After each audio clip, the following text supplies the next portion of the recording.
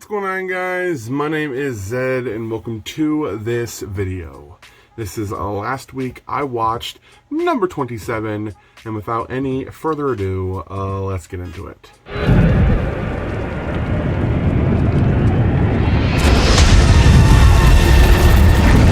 And like a lot of people, I started off my week with the new Netflix original movie, Project Power, which is about a, what if there was a pill that you could buy off, just off the street, and once you take it, it unlocks the superpower within you.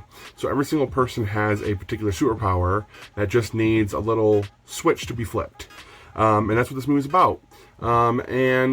Jamie Foxx plays a father who is trying to get his daughter back. Joseph Gordon-Levitt plays a police officer for the New Orleans Police Department who is trying to figure out who the supplier of all these pills are.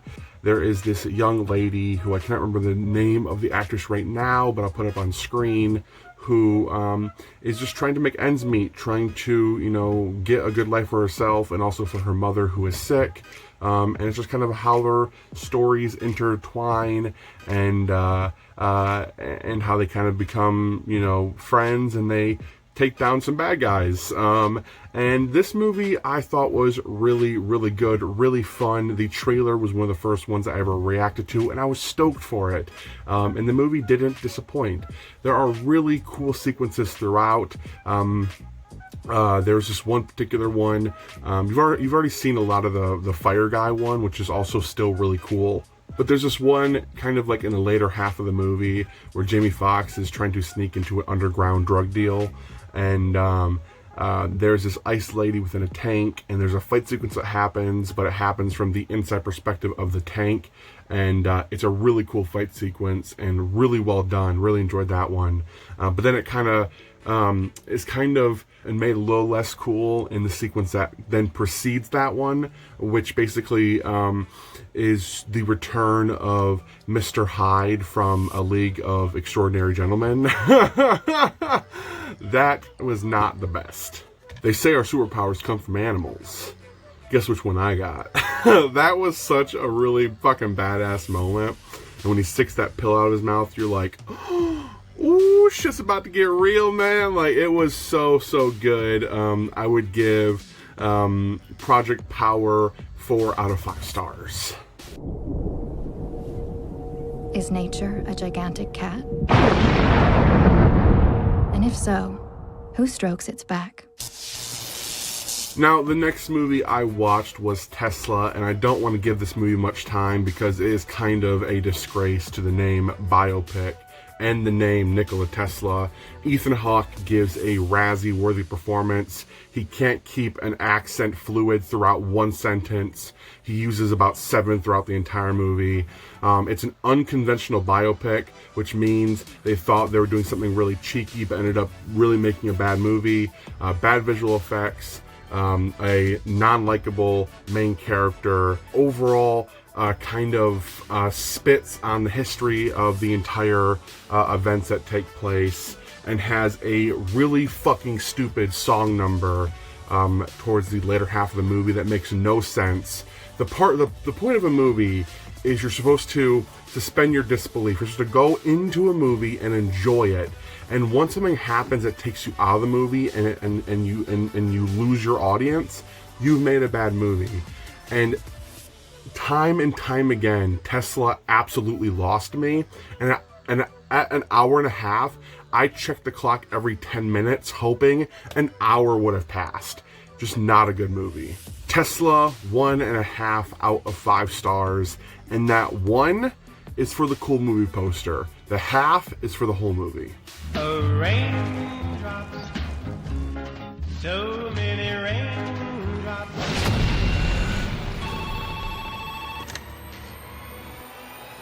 Dear Gaspar, I think this is Mary. Do you like watching people die? Open 24 Hours is a movie about a woman who is recently released from prison on parole, and she is trying to look for a job. She gets one at this gas station, but you soon find out she deals from a lot of psychotic trauma. She sees things, she hears things, and basically she was the ex-girlfriend of a notorious serial killer called the Rain Ripper. And basically, he had forced her to watch the murders of several women, but he himself had killed over 35. And it's a crazy fucking movie. You think you know what's happening, but you don't. And it keeps on making you guess throughout. And that's what I really enjoyed. You know, I thought that I kind of knew what this sequence was going to be about, how it was going to end, but then they would flip it on my head, and I was like, okay, I'm sorry for assuming. It's a great horror, thrasher, psychological thriller type thing. I mean, it's really, really good. You can tell people that are really enthusiastic and passionate about movies made this one, and I think everyone should watch it and support it because it's really, really cool. Open 24 hours, I would give 4 out of 5 stars. You heard of me? What have you heard? I heard you're the devil. I might be. And then I watched The Tax Collector, one of the first movies I did a trailer reaction for on this channel. And excuse me while I sit down. And basically, this movie was kind of shrouded in a bunch of controversy towards David Ayer, the director, for putting Shia LaBeouf in brownface. And as a white male American man in this country, I think I have 2 cents to say on this. No, it's kind of tough for me to say this, but I personally don't think that that Shia LaBeouf was in brownface, though I do think his regional accent, which I actually defended, I said that, you know, everyone has an accent, depending on where you come from, depending on where you grow up. I have one. Shia LaBeouf does have a regional accent, but I do believe he kind of takes it a little bit over the top sometimes, but brownface, no. But overall, I really enjoyed this movie. It's getting a lot of shit from a lot of different people, and I don't think that's necessarily fair. I actually felt a whole slew of emotions: anger, regret, fear, like different anxieties. Like my adrenaline was pumping. There was one really good laugh too. There's a laugh about Uber that really got me. But overall, I think what I feel bad most about is that Shia LaBeouf got a chest tattoo for a scene that you could kind of see it in. And if you've seen the movie, you know what I mean. But overall, I actually cried. There's actually a point where I teared up in this movie because it was so emotional. You know, I was holding my phone super tight during some other sequences. So all the emotions this movie was trying to make you feel, I felt.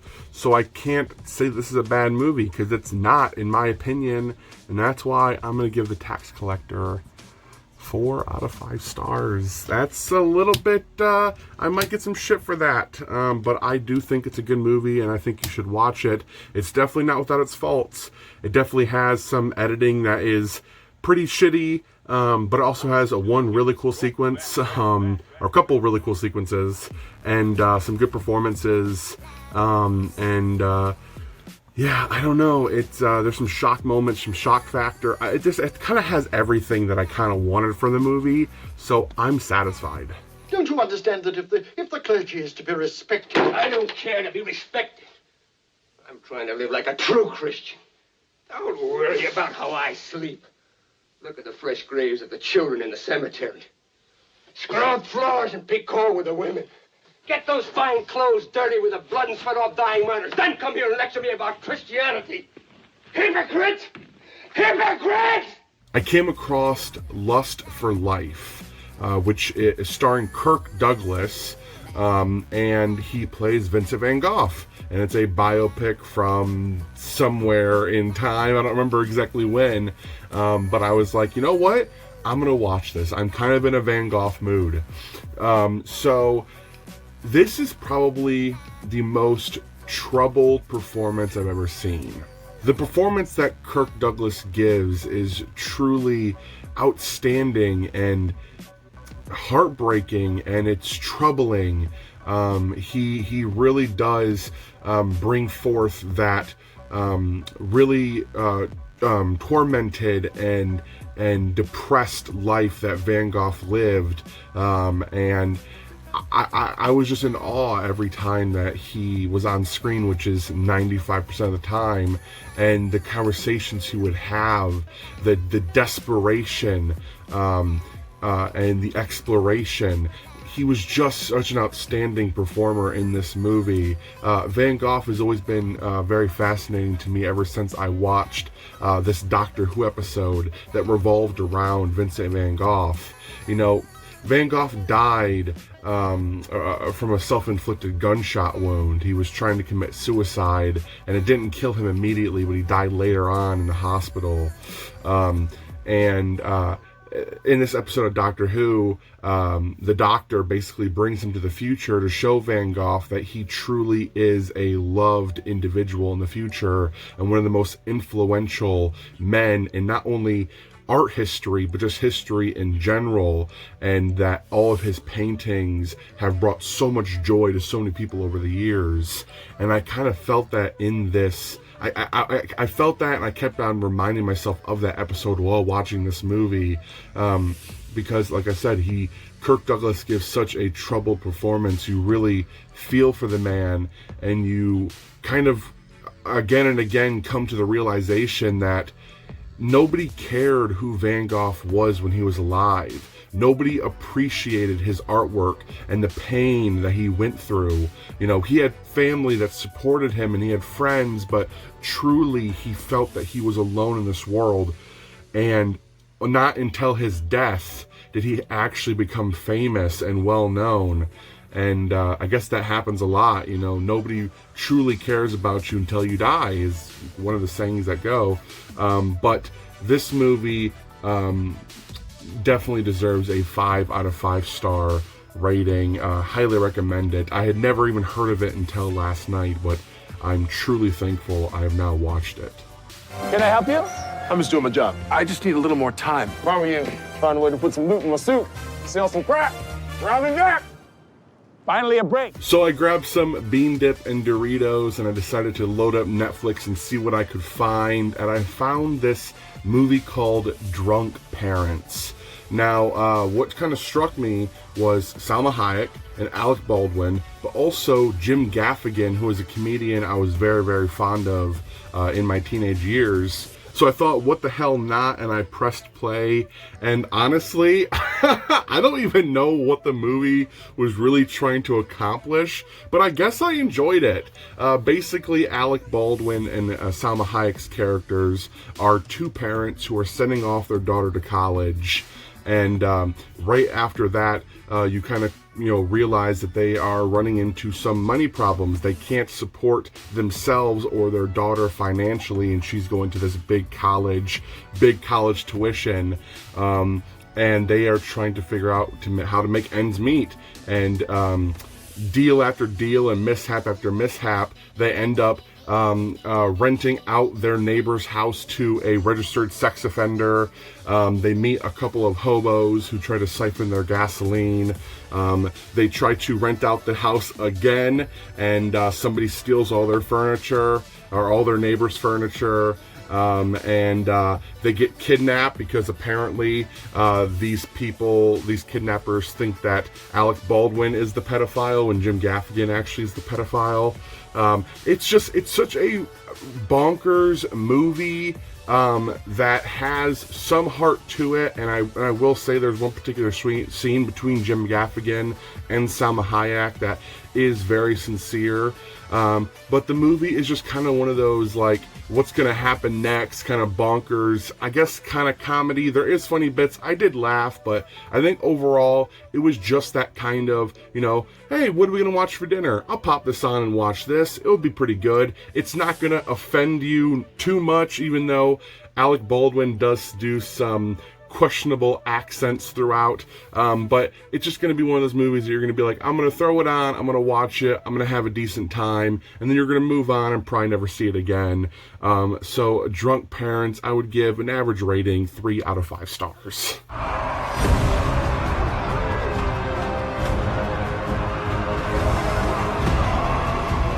And then I watched Hercules, starring Dwayne "The Rock" Johnson.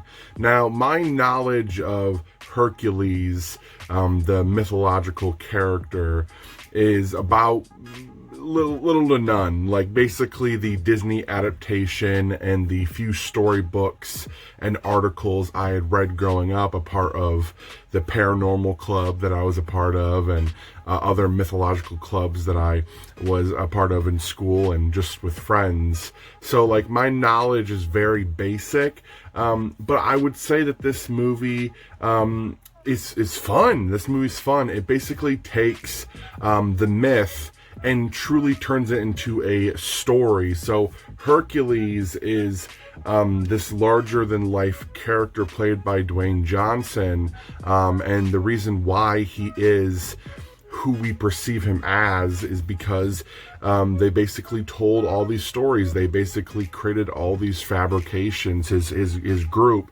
created these fabrications so that when he did, him and his team were hired to pull off these crazy tasks. It would strike fear in the enemies. It would strike fear into all those that they fought. And when it comes to these giant fairy tales, these giant beasts he fought, they were just, teamwork. Teamwork makes the dream work, baby.